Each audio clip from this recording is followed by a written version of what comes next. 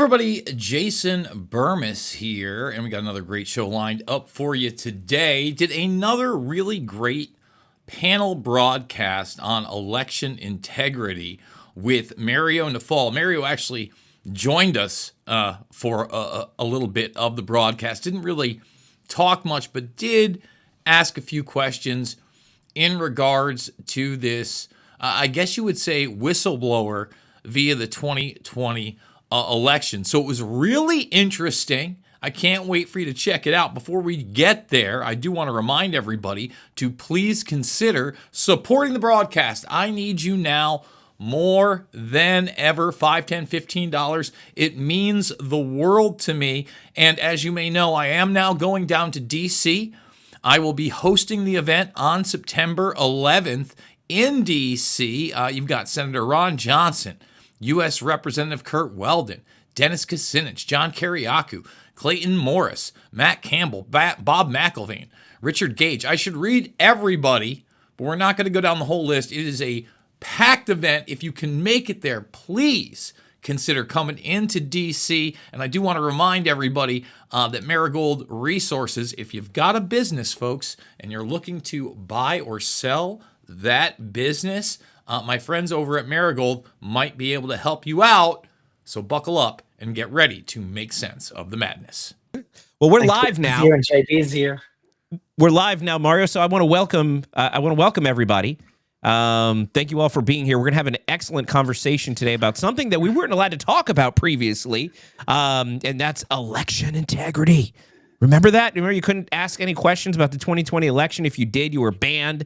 You were an election denier. You were basically the worst. Yes, the worst person in America. And we're going to have a great conversation today because joining us today as a special guest is somebody that knows a little bit more about this than most people, and he's finally not under an NDA anymore, and he can tell us some truth about what's going on. But before we get this kicked off, I want to welcome Mario. Do you have anything to say here at the beginning? No, man, I'm glad. Thank you for accepting me on your show, David. It's a pleasure to guest here. I appreciate it. Well, your name's at the top, so this is always your show. So you see, it's the first time I got this bald. By the way, it's the first time I think you look great. By the way, I was going to say it, but I didn't know if you were unveiled. I didn't know if there was going to be a press release or something. All the guys. Hold on, I don't want to be out. There you go, Miha. There you go. Not bad. But I'm risking my girlfriend breaking up with me today, but we'll see. Oh, well, you tell her you're a big deal on X, so she won't break up with you. We'll see how that goes. Well, let's get why it happened. Exactly, bro, exactly. That gives her a lot of reasons, like 18 countries she can't travel to. She's not allowed to say she knows me. Yeah. Just there's no big deal. Just, the risk of prison. It's fine. It's worth it. Well, let's get this kicked off right away, the gate. David, she went to me 2 weeks ago. She got married. I want to go to Brazil next holiday. I want to go to Brazil. Oh, good luck. Let me tell you something about Brazil. The son of the former president told me, Mario, if you go, that was a week ago. If you go, you'll be arrested at the airport. So we're not going to go to Brazil. Yeah, I don't think you should go to. That's probably not high on the list of places you should go. Hey, maybe she'll get to go to the beach while you're sitting in jail. All right. Well, you got the haircut now, at least. So let's move forward and talk about the 2020 election. Because look, I know a lot of people are some people might be thinking, oh, it was years ago. We have a lot of information coming out just about the 2016 election, going back to Crossfire Hurricane. We've been reporting a lot on Mario's accounts about all the news that's coming out about Obama's efforts to interfere at least with the election narrative and influence that election. Then we go to 2020. The headline out of the 2020 election was, hey, something was weird. There was a pandemic, a lot of mail-in ballots on election night. Trump seemed ahead in literally every single swing state. They stopped counting ballots. Never happened before. Every single swing state, they stopped counting ballots. When ballots resumed counting, I guess Democrats are ahead all of a sudden. Yeah, well, by a huge number. Like it spiked straight up. And in the end of the day, Biden ended up with somewhere around 11 million more votes than Donald Trump. But the interesting part about that, and I'm sure Jason has a graphic for this, the interesting part about that is that in every election that we've had in history, going back to Obama, Obama was I think he got somewhere around 63 million votes. Hillary Clinton got somewhere around 65 million votes, I think, in the 2016 election. Trump got 72 million, give or take, I think, in 2020, and I think he got 74 million in 2024. But Joe Biden, the most popular president in American history by far, nobody has ever been more popular than Joe Biden. He got over 80 million votes, guys. You believe this? Over 80 million. And suddenly, in the 2024 election, all those votes disappeared. Those votes didn't exist before the 2020 election. All those votes vanished. Democrats pointed it out on election night to say, hey, what happened to those 13 million votes? Republicans must be cheating. And everyone goes, oh, we shouldn't have said that out loud because votes are missing. Now, fast forward, maybe we'll learn someday what actually happened in 2020. There was, of course, January 6th, shut down that conversation completely. And if you said anything questioning the election, you were an insurrectionist, election denier, bad guy, terrorist, you deserve to go to jail. Now, we're joined by Mihao, and you have worked very closely in this space. And I would like you to tell me a little bit about what you learned. You were, I guess, a white hat hacker, a good guy hacker.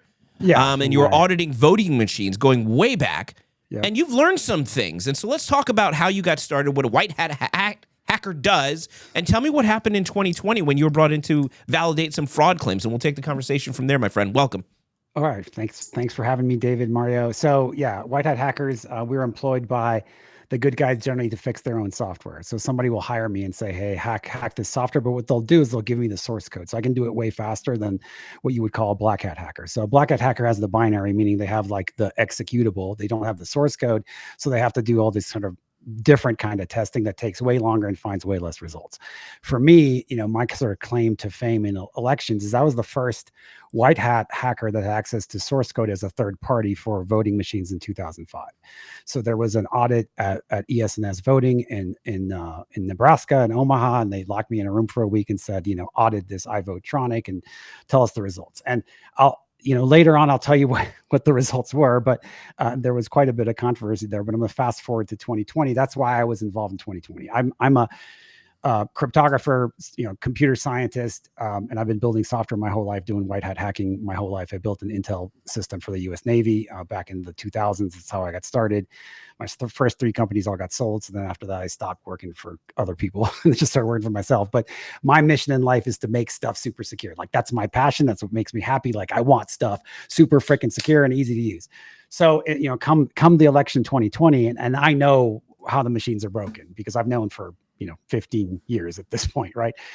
Since 2005. And I'm like, oh man, it's going to be a bloodbath. It's going to be ugly. There's going to be all sorts of controversy. There's going to be drama left, right, forwards and backwards because, of what can happen. So ultimately I got hired by Stephanie Lambert and Sidney Powell to work on the Antrim County vote flip, right? So there was a case where there was a voter who wasn't happy with the vote flip, right? Because what happened in Antrim County is that all of a sudden, Biden's ahead and the next day Trump's ahead, like there's this flip and everybody's like, how is this even possible? Like, how can you have a flip like this? Like, what's going on? So that started a lawsuit and I was one of the forensics experts there. So, I can dive right kind of like I'll go straight into the alpha and you guys just stop me because I've been waiting to tell this story for a while. Well, but this is a great story. We need to hear it. And you're letting the background know, you're laying the foundation of why this is credible, what you're about to say, because everyone's just going to call you names after this. Don't worry. Yeah, I'm cool with it. I got my last name is Paul Spieszalski in middle school. I was on the bus and, I got Poopy Szucki as an immigrant straight from Poland. And the reason, but the funny story is I escaped communist Poland with my parents, right? So like we were essentially refugees. I'm an immigrant and I was escaping communism. But the communism we had in Poland in circa 1982 was, tanks on the street, bread lines, that sort of thing. So I know where the communism ends and, so I'm definitely 100% pro-freedom. So let's jump into what happened with me in 2020. So I get in there and I start working with Doug Logan, who has also worked at a place called Cigital, which this was like a foundational sort of company that essentially invented the software security space. He worked there after I left, but we were both, so I was familiar with his background as like a really good software security guy. And, the first thing I was asked to verify was just all the conspiracy theories. hey, is there a Dominion iVotetronic, backdoor, sorry, is there a Smartmatic backdoor to Dominion? Can you flip the vote with some sort of code? And, we have access to binaries. We did our analysis and we found really none of that. At all. There was no evidence whatsoever of vote flipping or machine manipulation of any kind. The error that happened in Antrim County was it wasn't a bad actor, it was just bad software misconfigured, right? So basically the way the machine works is like the ballots go into the ballot tabulator, and the ballot tabulator is like, okay, Trump is serial number 001 and Biden's serial number 002. And they had that backwards in the ballot definition. So like one got counted instead of the other. When you actually did the correct definition, you reran the ballots, which was exactly what they did. Voila, the thing was fixed, right? Like the count came up correct. So that's what happened. Now you might be wondering, like, how is that even possible? Like, and what's the problem? Well, the problem is the software should be able to detect that in the first place, right? And there is an actual attack, right? So the first thing is I was asked to do is like, and this is really crazy, is I completely, as the only forensics guy on that team, I completely debunked all the crazed conspiracy theories. So the Chinese are remotely controlling the satellites, the this, the that, like everything that you heard, essentially Sidney Powell say about like this, there was all sorts of electronic manipulation, all the claims she made, that I was the one like telling everybody, like, guys, don't say this stuff because it's not true. There is something else there, right? And the big shocker to me was how I was ignored. And the real story, which I'm about to tell you what I can, was ignored, because there is a way to cheat with the machines. It's just not in the way anybody imagined, and certainly not in the way everybody was saying, right? So like, at one point, Stephanie Lambert called me up and she said, hey, Mihal, we're doing a secret op. We found some guys, in like Ukraine or something, somewhere in Eastern Europe. And they claim that they wrote the back door to the Dominion software. And I'm like, Stephanie, I have the Dominion software. There is no back door. Like, if there was a back door, believe me, I would find it. It does not exist. She's like, well, no, still, we're going to go save these guys. We're going to go grab them from Europe, bring them over to them so they could testify in Antrim County. And I'm just like, no, this will be bad. This is going to end badly. This is not true, right? So the first thing I want to point out is there was all this conspiracy theorizing that was completely not true. And I can like go through line by line, debunk all of them, but I'm trying to kind of give you the summary. And that took away from the real message. The real message is there is a way to cheat. We found some evidence potentially of it there in Antrim County. Now, Antrim County is not a great target, but what I'm about to explain to you, which is the real vulnerability and how you would really cheat, that may have happened to the tunes of 50,000, 100,000 ballots elsewhere. But because my story, my own forensics were suppressed and not taken elsewhere, like we never found out where the real cheating was, right? So let me explain to you how somebody would really cheat. And they can still do this today, and they can do it in 24, 26, 28, all the elections. They can just cheat. So first of all, we know some cheating definitely did happen. There was media suppression of the Biden lineup story. There was a ton of ballot boxes in certain places, not others, right? So Zuckerbucks paid for that. But I'm not going to talk about those. I'm going to talk about what you can do technically with the machines and how to fix it. So I'm going to give you a sample election, right? Say we have a small precinct and it's got 20,000 voters, right? So 20,000 total. And we're going to split them in three groups. One is the 1/3 of people that showed up to vote in person, right? So that'll be 6,000 something, right? Then another set of people that were sent mail-in ballots, another say 6,000 something. Another people that had no intention to vote ever, the last 6,000 something, right? It's the last third. And so, normally in a normal election, those buckets are more like, 80% is in person, and then another 20% is mail-in. And then, probably half the people on top of that don't vote, right? So actual numbers are like 40, 10, 50, something like that, right? Usually the OPSEC that you have around in-person voting, that tends to work fine, which is why we didn't see this in 2016. We didn't see it in 2012. There wasn't this, at least from me, there wasn't a big concern that this was happening. But what is the attack? Well, the ballot scanners themselves, they're completely dumb. Like I said, they just scan a piece of paper and say, okay, +1 for serial number 001. That's all they do. Like it's a little more sophisticated than that, but that's the basic math behind it and the basic science. So if you can take a ballot, say, 10 ballots that you like, and you just run them through 10 times, and it'll just count, okay, this plus 10 for 001. If you have a ballot you really like, you want to run it through 100 times, okay, you can do that. Like all those little barcodes that you see on the thing, that's not serialization of the ballot. That's anonymizing it. It's nothing cryptographic. You can just sit there and just run more ballots. Okay, now this gets really interesting when there's a million mail-in ballots out there. So let's run a normal election, right? Normal election, you've got a few people that are doing mail-in votes, and the election office knows how many mail-in votes there are because those people requested mail-in ballots, right? So like, say 100 mail-in ballots went out in a super small precinct and, 200 came back. Then you're like, okay, somebody's cheating, right? Typically it would be like 100 went out and 50 came back, right? Or 20 came back. But say now come 2020 and you've got humongous precincts, right? And all of a sudden everybody gets a mail-in ballot. You didn't ask for it. You just got sent to you, 100,000 mail-in ballots out there, right? So, a bunch of them come back. How do you know that those voters are real?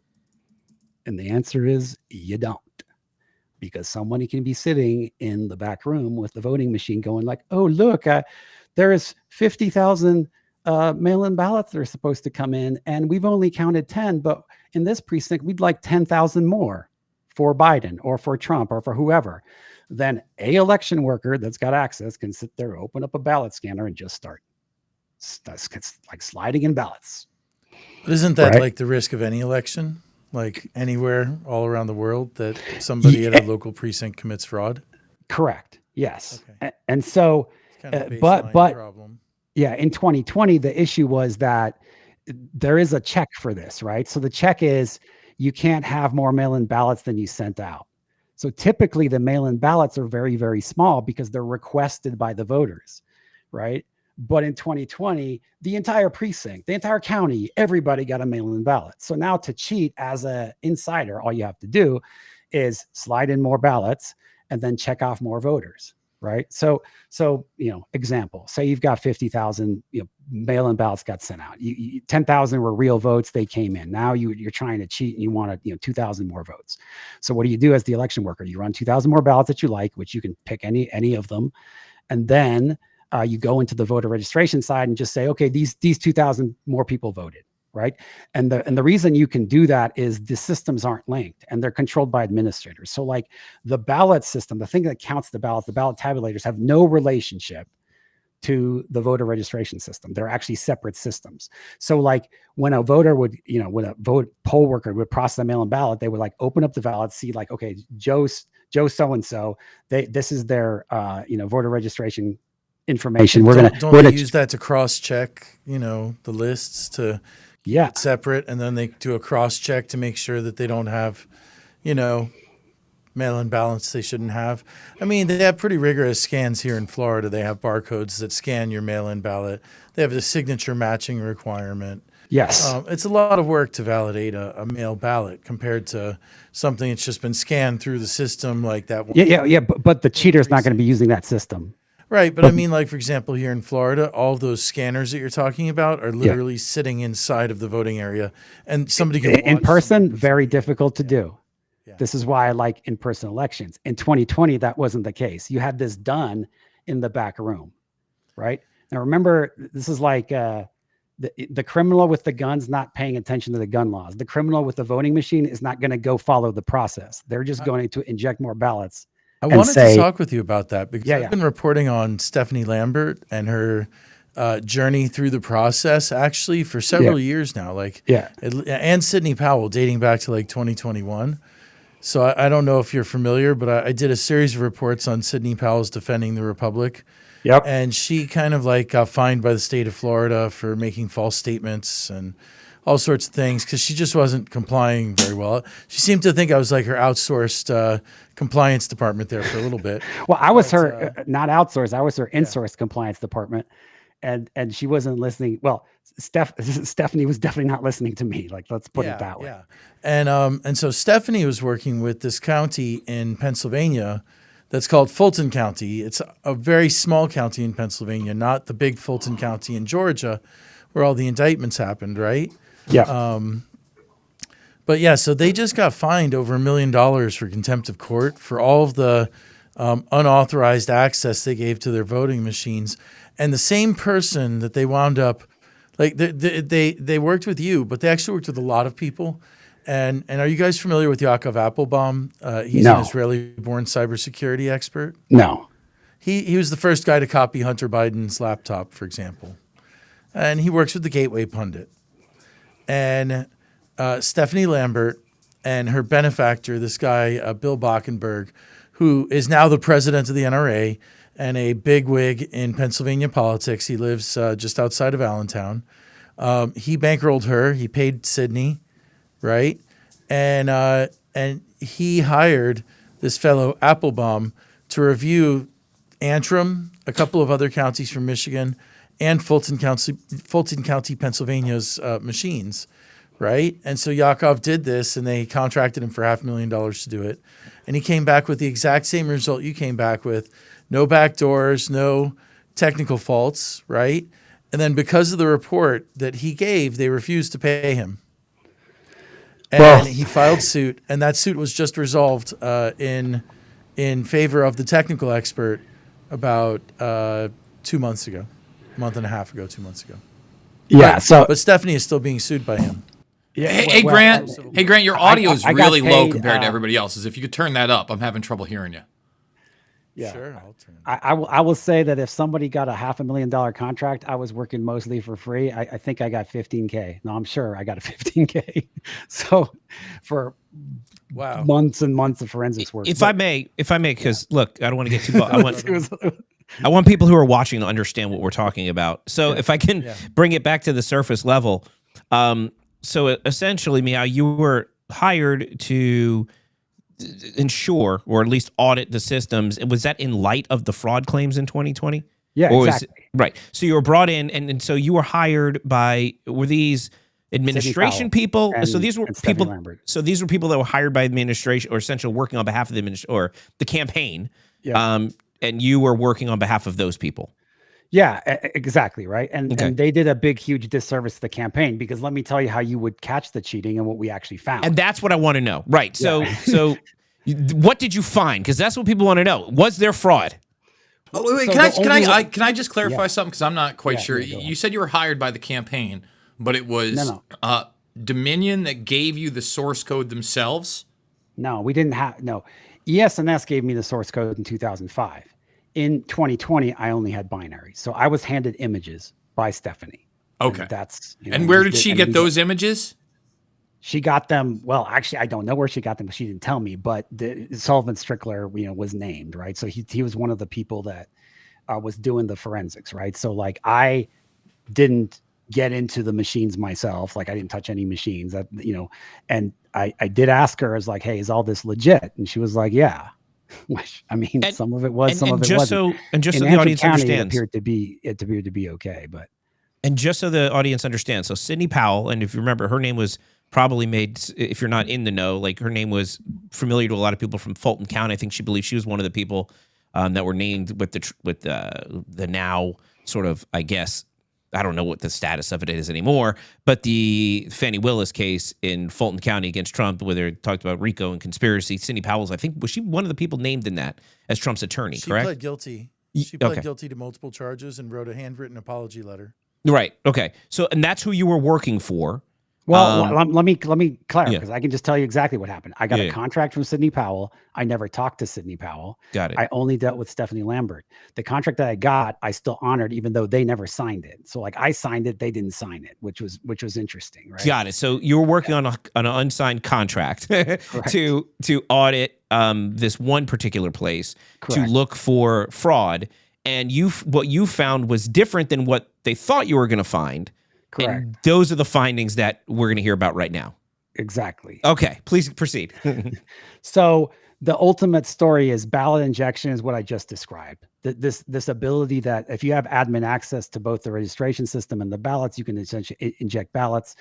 and just add more votes to somebody. And the only way that would be caught is if you were caught physically in the act, or and there was a recount where like the exact voter registration records, everybody's signature was compared to the vote. So it's very difficult to catch because it would just require all this manual work. And as far as I know, this didn't really happen. The statistical audits for these things wouldn't catch that. The statistical audits are just like looking at the end results and saying, hey, is this roughly correct? So I'm going to pause you. I'm going to continue. I want to make sure I extract the point you're making. Yeah. So what you're saying is, if you were an administrator on one of these voting machines, the way you audit the machines is you check to see, if the votes were counted according to the way they were logged and all that. But you can actually add votes to the machine that could later be voted, so it wouldn't be a mismatch on the number of votes versus the number that should be in there. So what you do is you basically create the ability to add votes to a machine, and nobody would know. Correct. But in order to do that, you would have to at least have some understanding about what the voter registration numbers were in that precinct. So you can add enough votes to get. So let's say 100,000 people were going to show up, or let's say there's 100,000 people in the precinct. Yep. And there's 100,000 people in the precinct. Let's say that day 80,000 people, or that election 80,000 voted.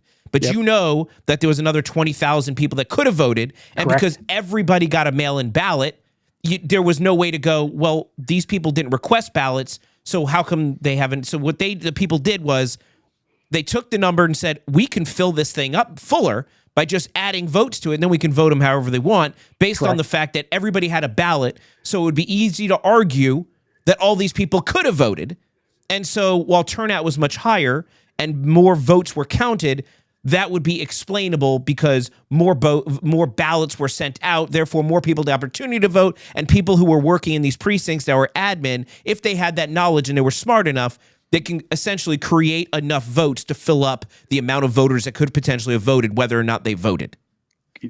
David Pollock for election forensics attorney. Right. Abso-freaking-lutely. All right. So you just completely, you restated exactly what I said. But Mihao, you had no evidence of that taking place, right? Well, no, I'm getting to that. Okay, let's get to that, because that is very interesting to start there. So if you were to cheat, how would you cheat? Would you go bother, if there's not really going to be a recount, right? And you're just going to try to wing it and you want to cheat as fast as possible, what you're going to do is you're going to look at a ballot that you like and you're just going to run that one 10 more times per David's, great explanation and mine, but I love that summary. That was awesome. And then you're gonna say, all right, I explain things to people. That's what I do. And then you're gonna go in the voter registration system, because remember, you're the evil poll worker, right? And now you're going to check off 10 more people. And then if one of those people, their ballot comes in after this, they might be they might get a rejection. The rejection might say, hey, and that was happening. People reported this in Maricopa County. A lot of people said they would show up.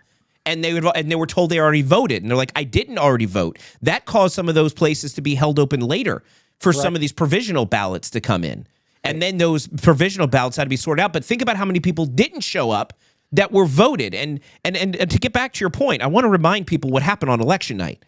There were people showing up to vote, and they were told they already voted, and they go, I didn't vote.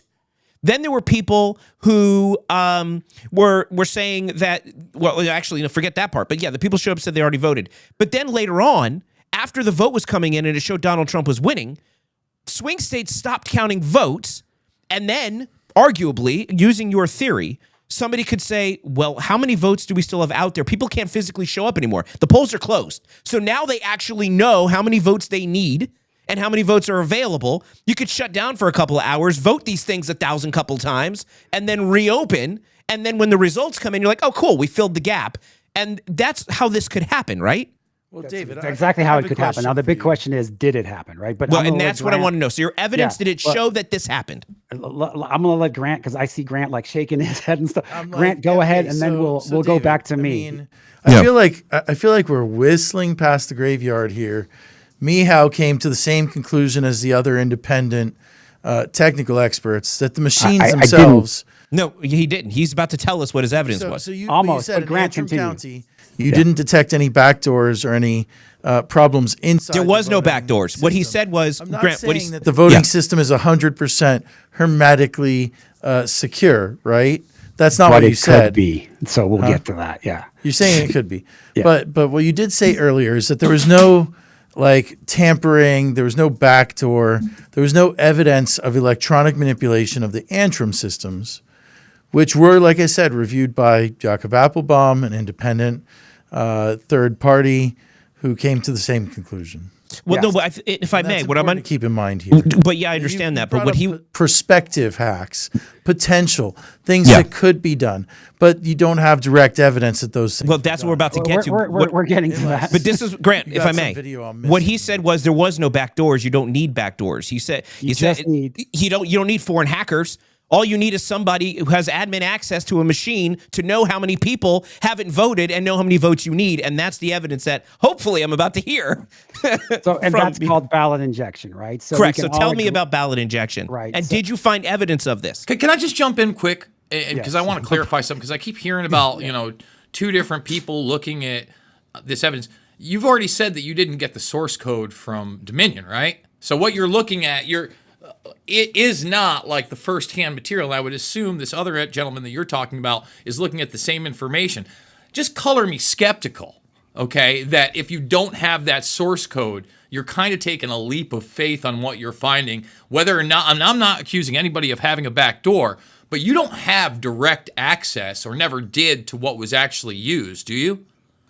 I have access to the binaries. When the binaries are written in Microsoft.NET, you can just reverse compile them into the source code. But what you're saying is, isn't anybody that had access to, like, when you say the binaries, basically the exe file, like you said, the executable, correct, yeah. Okay? Yep. So that has to be deconstructed. And as you said, you're not necessarily going to, I'm not saying you're not great at your job, man, but you're not necessarily going to find everything because you don't have the source code yourself, correct? It's possible to miss stuff in black hat analysis always, right? Okay. The so I wanted to clear up. Dominion is that there isn't anything there, and we know that at this point. But why do we know that if we don't have the actual source code? He just said it. He reverse engineered it. I understand that, but he also just said that. I'll tell you. But he also just said he could miss things. I'll answer the question. Yeah. At DEF CON, every year. I'm very well aware. Yep. 15 years, people have been reverse engineering Dominion, and everybody else is voting. Diebold all of them. Yeah. So we, as elections or forensics community, we know what's wrong with the machines. And yes, you can do electronic manipulation, but not in the ways that were being described by the Sidney Powell, and Stephanie Lambert, and all those people, right? So the specific statements they were making were largely false. But what we do all know is that ballot injection is possible because you don't need to, like, the machine's actually operating as intended to do ballot injection. You're just abusing your admin privileges as an election worker to make that happen, right? And that's exactly what David pointed out. So how would that happen? If that were to happen, how would you detect it? Well, one way would be to, like, completely recount all the paper everywhere, which is, like I said, never really happened, so we don't know. But the other way you would be able to detect it is typically the cheater would be lazy. The cheater would just take a ballot and, like, see, oh, this is a ballot for Trump or whoever. Now, I'm Republican, but I'm not partisan. I want the machines to just work infallibly. Like, that's my mission in life, right? So if I want to cheat, I'll take whatever ballot I like, Republican, Democrat, and I'll just run it through 100 more times. And the machine will be like, yep, all good. And if I want to be a little more sophisticated with the cheating, I'll go fill out 100 more ballots. That way it'll pass an actual paper recount as well, right? But if there isn't the paper recount, you don't even need to do that. But if you're being lazy like that, you're typically, what you're going to see is you're going to see the same ballot over and over and over and over again. So, what I saw, so I wrote a scanner. I literally just wrote the scanner that was, like, looking for these ballots that were like, so imagine you have a ballot, and a lot of these ballots, they have like 40 different choices, right? They're not just like Donald Trump or Joe Biden. They're like, the entire, the school board and the mayor and whoever else is on that ballot. So when you have that many choices, and you rerun the same ballot and you see the same result, like in sequence, like straight in the stream from the ballot scanner, you're like, this doesn't look right. This should be investigated. And I did find evidence of that. And then I was asked to delete the evidence, which I did, because by contract, which again, they didn't sign, but I play by the rules. I was like, hey, Stephanie, over here, it looks like we have actual ballot injection. We've got a precinct where there is this 42 choice ballot, and man, it's like the same ballot over and over and over and over and over and over again. And it's now, could that be true? I don't know, because we'd have to go there, investigate, and we have to do statistical analysis, right? Now, why am I not like about this real quick? Yeah, go ahead. Some states allow party line vote. Was this a state that had a party line voting option? I don't recall. Now, it's possible that's the case, but I don't believe so. Right. Because I mean, that's the thing. A lot of places have like a party line vote option where you just, check a box and you vote everybody in that party. Yep. So there's a lot of different ways that ballots are presented to voters, and that's just one of them. And there's a lot of things you have to check when you're talking about what you're talking about, Mihal, where you're saying. Well, we could make it really simple, so you don't have to check anything. But I'll get to that in a second. But so the point is that if you're an attacker, you're going to really cheat in Antrim County. Like what I found was maybe evidence of a small cheat in a particular precinct, but you're not going to go to Antrim County and be like, I'm going to flip the election in Antrim County, because it's a reliably like Republican county and it's very, very small. It's not going to change like a state outcome, right? But why did they pick that county then for you to audit? Well, there was a tabulation error, right? Because there was a tabulation error there, and that was the one county where it wasn't really a gray area. There was an actual lawsuit. We actually had, this legal mandate to do this work, and, we did the work, and it was interesting to me from a science point of view. But what I pointed out to Stephanie is like, and Doug Logan, it's like, guys, this, it's cool that we can now detect it. We have a tool here that detects it. Now we need to take this tool to the places that like really flipped, like Fulton County, Georgia, and Detroit and Maricopa, and then rerun the scanner, right? And that's what never happened. And that's how, if there was cheating on the digital side, that's the cheating that happened. And that's the story that was never told that I'm telling you now, which David, summarized excellently. So was there cheating in 2020? I don't know, because I wasn't allowed to finish the work, because I was arguing with my attorneys, and then like what I was saying, which I was saying is like, look, basically you guys are full of, I'm not gonna swear, but it was really frustrating, because I'm like, there's a there. Like, first of all, the machines are mathematically not reliable. There's a real argument to be made whether they should pass certification or not. That's why the vote flip happened, and everybody started glazed that over, because the narrative was like, hey, we want to raise all this money by spouting all these conspiracy theories. And I can tell you that most of that, none of that money really went to the forensics team, at least not to me. But that aside, I would do it all for free if we could actually do it right. Meaning, if we could do this analysis other places. So let's fast forward a little bit, because I do want to get to the solution. But did you find, and I know it was just a small sample, but can you suggest that based on what you found, not so much a backdoor, not so much some of the fraud that people thought might have happened? Because look, nobody. Let me say it like this: if you're like going to commit voting fraud, you're going to have a fund of knowledge about voting fraud. You're going to think, okay, somebody stole a mail-in ballot, or somebody got mail-in ballot, or they ballot harvested. They're not going to think like, oh, here's a ballot insert. Nobody's going to know what ballot insertion is. So you were hired because there's one word. Yeah. Well, poll worker, but not normal people who would say what happened in that election. They would look for the traditional ways of cheating. Correct. Yeah. So let me ask you this: based on what you found in that one county, and then based on what you observed nationally, do you feel like there was ballot insertion happening at a much larger level? And has anybody looked into this? As far as I know, no one's looked into it. Do I feel it happened personally? Yes. Do I have evidence that it happened anywhere than the one little place in Antrim County? Maybe.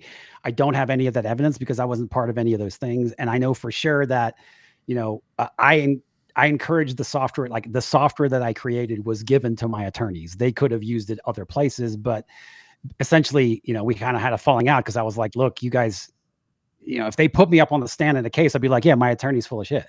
And that's not useful for them, obviously. But what was bizarre to me is like, guys, there's a there here. There is a real story. We got a real story to tell, and you're not telling it. You're telling this nonsense instead. And so to me, that was super frustrating, because the fix for this is we just add some cryptographic proofs to the ballot, then anonymize the ballot, then essentially create a third digital count, and then that will automatically detect the overvoting and the undervoting. And all that has to happen is a software upgrade to the existing machines. You don't have to change the process or anything. It doesn't have to be like this super crazy, different sort of voting setup. Like the sort of problem with the cryptographically perfect voting setups is that no one ever wants to use them, because they're like really hard to use and really hard to understand. But what we can do with the American Fortress Tech, which is Matterify, my company, and I actually wrote a patent on this. It doesn't have to be our tech at all. It can be, there's many ways to do this. What I'm saying is you could fix the voting so a ballot injection is no longer possible at all. That the voter at the end knows that their vote was counted. There is an option where, it's like we could enable them to see what their vote is. Now, then you have this question of whether they will vote cell or not. We can also make, ZK proofs to make it so that they can't see how they voted, but they know that their vote was counted correctly. And that there is no ability to ballot inject at all, whether you're doing in person or mail-in, right? So that's the thing that like I'm really interested in pursuing with the manufacturers to get that extra level of what we call end-to-end cryptographic proofs. That don't exist in the voting machines, is what I found in 2005. Because when you don't have that end-to-end cryptographic proof, the scanner is just a dummy, and it'll just sit there and let you count more votes. And I'm like, well, this is an obvious vulnerability. It's like I have a dollar scanner thing, and I can pretend I have $10,000 by scanning a buck, 10,000 times, right? But in the end, in the voting, that counts as real currency, even though there was only $1 there in the first place, right? So, but in off-chain cryptography, we don't have that, and that's different than crypto. Like my current project is very cryptographically focused, as in on blockchain, but you don't need blockchain to do this fix. But anyway, it seems like I'm stirred out the pot, so I'm gonna let the panel here, pummel me a little bit. And sure, I think that's cool. And let's have some back and forth. Let's do it. That's the story I wanted to tell. Cool. And just to sum it up to what I'm going to send to the panel, and to do what I do best, hopefully, if I was paying attention. So basically, you were hired to go in and audit voting machines, and you discovered there's some issues, but issues people didn't perceive to be actual issues they didn't actually know about. This ballot insertion issue. This goes back to 2005, though. 2005, you already knew about it. 2020, you saw something going on. Well, it was already being covered up in 2005. Right. So this is something that's been around a long time. Yeah. And so like my report in 2005 was literally blacklined. I wasn't allowed to talk to Franklin County. The customer, they told me to basically like never talk about what I found again. And what I found was basically, look, these things are broken 12 ways to Sunday, and they're extra broken if you're using them to do mail-in voting, which is what happened in 2020. And they did that in 2020. So these same broken systems were used in 2020, even after the warnings that you've gave them as a white hat hacker, somebody who can break into these things. You said, hey, these are problematic. They said, shut up. We don't want you to tell anybody. And then they used them in 2020. And some of the largest fraud that some people think happened in 2020 occurred. Yes. Yeah, and there's still no end-to-end crypto proofs in any commercial voting machine, as far as I know. So all the security they have, it's still like why, Mihal? Why? Yeah. That's a great question. Yeah. Well, it's harder to develop the stuff that I'm talking about. You have to have a special skill set, and ultimately they weren't mandated to do that. Like the certification standards are very like, okay, do you have login protection around can no one access the central tabulator system except the designated people? Like that's the certification standard. The certification standard doesn't look at like the inner workings of the machine. Most of the time, 99.9% of the time, the machine's going to work correctly unless there is a person manipulating, in which it's going to still work correctly, but the attacker, the manipulator, is going to get more of the result that they want. The machine's not broken in that sense, but it is broken in the sense that it can't tell when it's being frauded, right? Like in blockchain, you don't have that. Like simple example. I'm just confused. I'm confused why it hasn't happened yet. Like in blockchain, we've just been talking about on-chain voting for so long. It's like every time I interview a leader of some country, is like they're saying, "Hey, the vote has been rigged." Every loser across the world now saying the vote has been rigged, and then the people that have no way to prove whether it has or not, and then you go with it because confirmation bias. They want to believe it. I'm just talking again. I was Pakistan 2 days ago. I was in Pakistan. Last week I was in Brazil. The interview I did. Why hasn't we seen it like a surge in on-chain voting solutions? Well, I'll correct something. They don't need to be on chain. That's the first thing. So like the voting machine manufacturers, the second they hear on chain, they're like, oh no, we're going to be out of business because it's going to be decentralized, right? And so they have no incentive to make it on chain. And there's some problems with making it on chain that I don't want to get into right now because it's like we're kind of having a higher level discussion. But ultimately, this is way in the weeds. Yeah, we don't need blockchain voting to fix voting machines. We just need end-to-end cryptographic proof. Can I just throw out? I don't want voting machines at all. Solana now, is that okay? like everybody's talking about this. So like you just talked about blockchain and all this.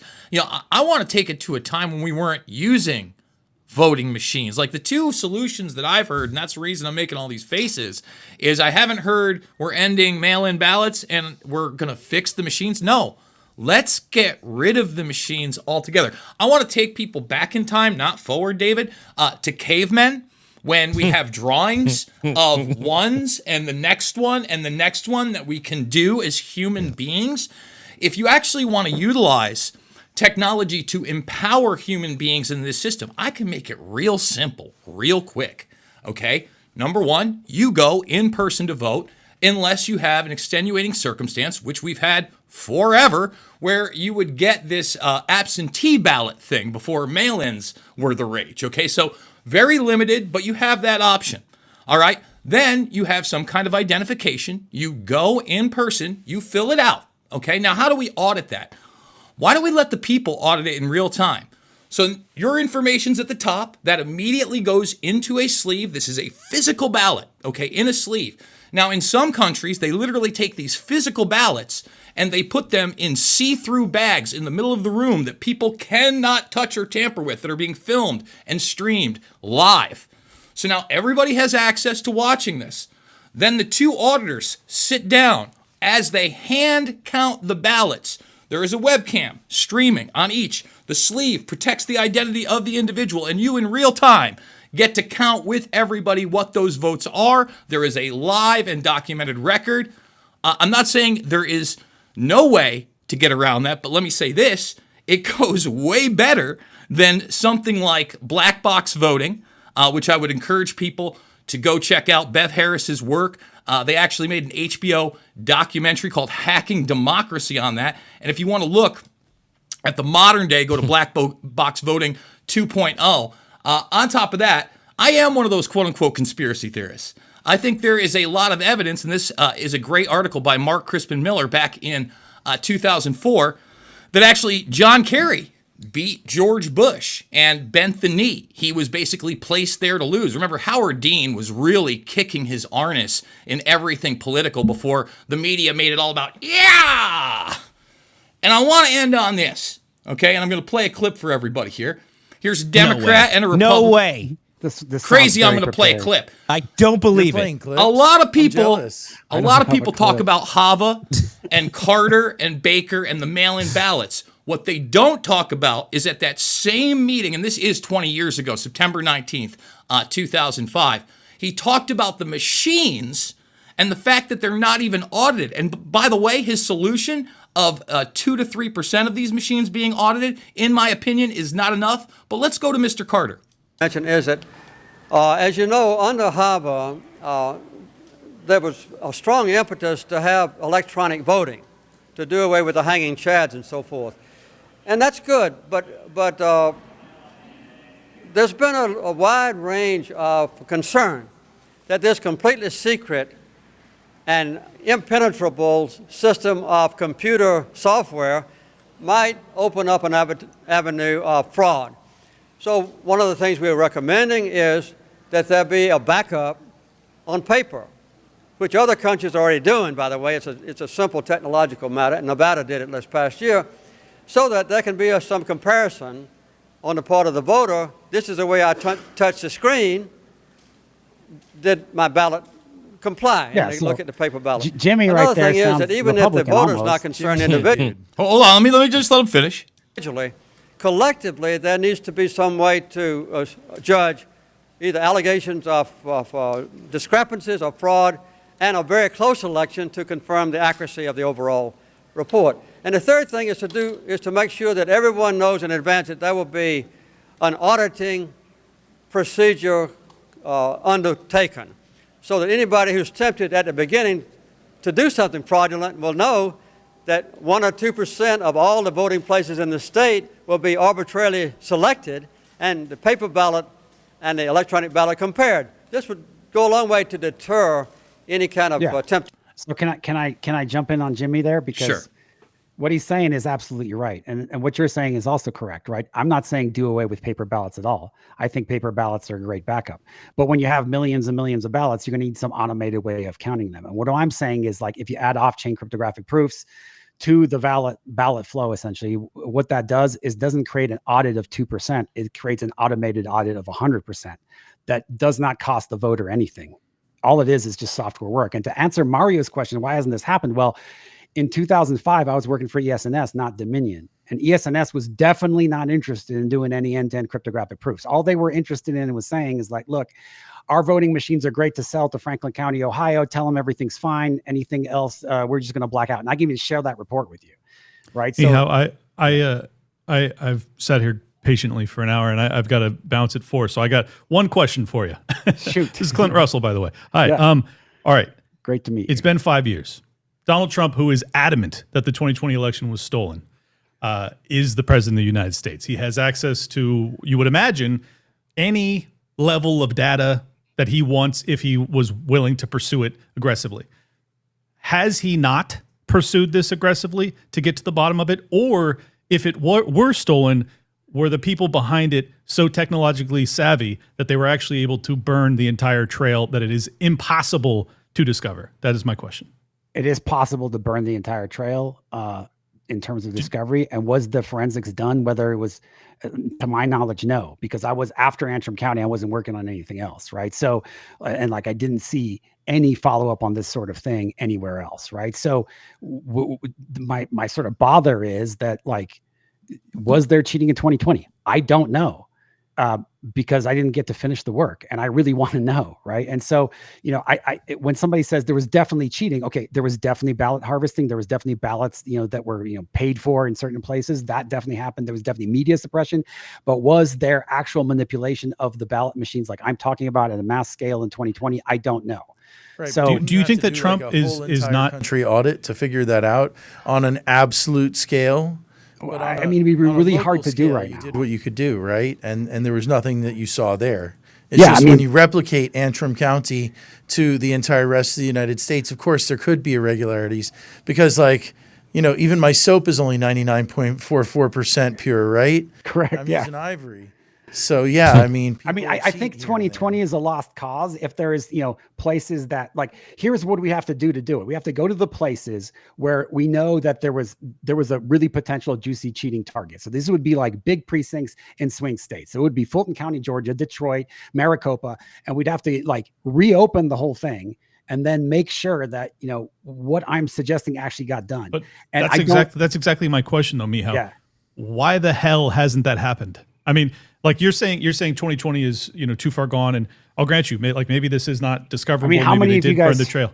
But yeah, hold on. Yeah, this is just such a big deal. If Joe Biden was in fact, if Trump, who has been adamant about this for fucking ever, if this is actually true, then the American people deserve to know that. So it's not ancient history. This is you know, very recent, and it obviously it matters moving forward, but I think it also matters that the American electorate understands if the presidency was stolen, that actually occurred. And I completely agree with you. And if there was some way that I could do that audit right now or get, you know, but that's my question for you. Yeah. That's my question for you. Is Trump not interested in getting to the truth? I don't know, because here's the thing, like, how many of you knew about ballot injection before I just talked about it? Like, the whole narrative was like, we're going to do a recount, and the recount means everything's okay. And we're going to check for these vulnerabilities that, like, Applebaum, you know, was looking for. And if we don't find them, then everything's okay. So everything's okay. So why go look again? Right. What I'm saying is there is a attack surface that's very simple here that no one was aware of. And the reason they weren't aware of it is chiefly the biggest proponent of this attack surface was me. And I wasn't allowed to talk about it. You know, I'm like one guy. This too. Gotcha. I mean, it's not like there is this attack vector, but there's actual checks, which is what the canvassing boards are supposed to do, which is make sure that people checked in to vote and then the lists are equal and all these things. I mean, this is like, yeah, I mean, there are vulnerabilities, of course, but you said yourself, you don't have the evidence. And again, like I said, that on an absolute level to prove national full ballot security, nobody could do it, right? I mean, there's just not one person. You can't prove ballot security because you don't have that 100% audit that I'm talking about, which is, again, a software upgrade. So the question, why hasn't it happened yet, is very, very valid. Mitigated, because I've seen it mitigated even in places like Venezuela. Are you familiar with the last Venezuelan election where the opposition Chavez won again? System? Excuse me? When Chavez won again, right? No. Chavez is dead, dude. He's been dead for quite a while. Maduro didn't win, but he stole that one anyway. Yeah. But the opposition went. So each polling place is required by Venezuelan law, despite it all being distorted by Chavez, like you said, to post a results page onto the precinct. And they do that here. They actually post these tallies that they do precinct by precinct, these checks, right? And in Venezuela, they did a very simple and ingenious system to take pictures of all of them, upload all of them, and create a real snapshot of the entire election by precinct, which is a brilliant idea. And it showed that Maduro had lost. And when he stole the election, they could at least prove that he had stolen it.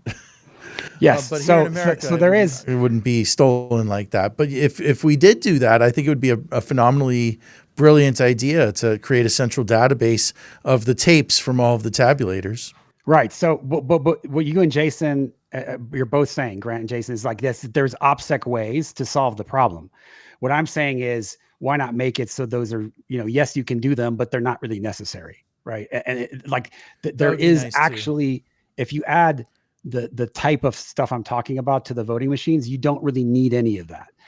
Because you have end-to-end cryptographic security without using blockchain. So, but Mayho, let me just say this: I don't trust my government, and I don't trust big corporations, and I don't want them to have proprietary software that I have to sit here and talk to you, who obviously a cyber expert, but you don't even have access to the source code, and you're not working in this big team where you're able to go after these things. So again, the more physicality that I can see and touch, and just like he said, a screenshot of the election. Well, again, a printout. They did a printout actually, and then people. Well, I would argue that if you have it in live time, every single vote on that camera, let's couple it with that cryptographic. In fact, let's make it so it has a little QR code on the bottom that you get on your way out. So you can literally check your QR code, and when it's on the webcam, you can get a time code of when your ballot is actually on that, but your information is blacked out. So it's your personal information. You can take a look. Oh, that is my ballot. I mean, our technology should not be being used right now to enslave us via our voting system. It should be empowering us to make our voting system legitimate so that these people in office actually fear being voted out. Because like I said, I don't trust any of these election results, whether it's a national election, Trump, Biden, like he said, 81 million votes for the guy with dementia. Color me skeptical. But even in smaller elections, I look at somebody like Carrie Lake. Okay, and whether you liked her or not, she seemed incredibly popular to lose 2 elections, one as the governor and one as the senator, to somebody who seemed extremely unpopular. Now, who knows, maybe I'm being a conspiracy theorist, but we can't audit that. Like, that's a huge issue. We should be able to audit these things. So Jason, the count of Maricopa's vote in 2021, sponsored by Patrick Byrne. Sidney Powell was involved, but didn't quite pay for it. And they came out that Joe Biden actually won a couple hundred more votes than were officially counted for him. So Maricopa, we can rule that one out too. Let me ask this, because look, and I think what we're talking about is after the fact, going in and looking for proof of fraud and I think what Mihai was saying is that we can fix this beforehand by having something in place that validates the votes, and then that's what American Fortress is, right? Because we gotta wrap here in a minute, and I want to understand exactly what your proposed solution is. Okay, so 2 things. One is what Jason said about the QR code, right? So we can anonymize that QR code. We can make it basically work like exactly what he's saying. In fact, what he's saying, I put in a patent application that's 4 years ago, right after I got done doing this work. So it's like there is really easy ways where it's like kind of like modern tech. You can just verify your vote on your phone. Like, that's exactly what I'm talking about. That would be a software upgrade. Now, what is American Fortress? Is a Sentinel crypto wallet. It uses the same cryptographic primitives we use in the voting systems, but it does something else. It's like PayPal, decentralized PayPal for all of crypto, right? So basically, our wallet, which you'll be able to, there's some huge ecosystems deploying it. MetaMask is one. There's going to be another one next week that I'm going to drop. You guys will have all the links for. But it's all going into public beta. We've been secretly testing it for the last year. And it's an amazing system. Like basically you just sign up for a name, and then all other wallets on planet Earth know how to send you money. They automatically compute the receive addresses. No one knows what they are except you and the recipient. So like if David's sending me money, it'll be a different address than Jason. So it's not like Unstoppable or any of these other things that totally expose who you are. And then we have KYC and a hardware wallet, and the custody system is being deployed to Brinks in there as well. But like the reason that I'm passionate about voting is actually I was working on the voting stuff, as I was working on these other things. And essentially what we have is this very thorough understanding of off-chain cryptographic primitives that allow us to add integrity to any piece of digital software without actually using blockchain per se, right? And that's really, it would be the JSON solution except cryptographically, well, not except, it's the JSON solution and cryptographically secure. Wow, a JSON solution. All right, so the next election is going to be secure. We're going to call it the JSON solution. It's a product offered by American Fortress, and we have a whole thing now. Guys, we're going to wrap here, and I want to say thank you very much for the great conversation. Certainly conversation we're going to continue to have. Meow, what I learned from you today suggests that maybe we need to take a second look at this. And look, Grant makes some great points about things that were looked at and what they found, and that's the common argument is we've looked at this, we haven't found anything. But at the same time, we can look from a different angle. If we find something, certainly it's something to address and certainly something to fix. So, Mihao, I appreciate your work on it. And Jason, as always, I appreciate all the informative insight that you have with the slideshows. You come armed with a show in every show. Clips of Jimmy Carter. Clips of Jimmy Carter. Like he's the next show. I like it. Like always ready to go. I'm going to send it over to you guys for last words and follows. Where do you want people to check you out? What do you want people to do after this show to learn more about what you're working on? I'll start with you, Grant, and then over to you, Jason. Then I'll end it with you, Mihao. Oh, thanks. Yeah, I mean, you can go to newsletter.grantstern.com.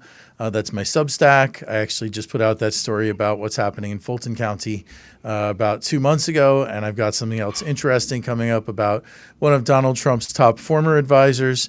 Newsletter.grantstern.com. Of course, I'm at Grant Stern on Twitter. You can follow me there. And grantstern.com has pretty much links to anything else you want to find. I want to thank you for having me on, and I think this is a very, very enlightening conversation. Yeah, it was interesting. Thank you so much for being here. All right, Jason, throw it over to you. First of all, I want to thank you and Mario for having me on this platform, on a platform that really doesn't like me too much.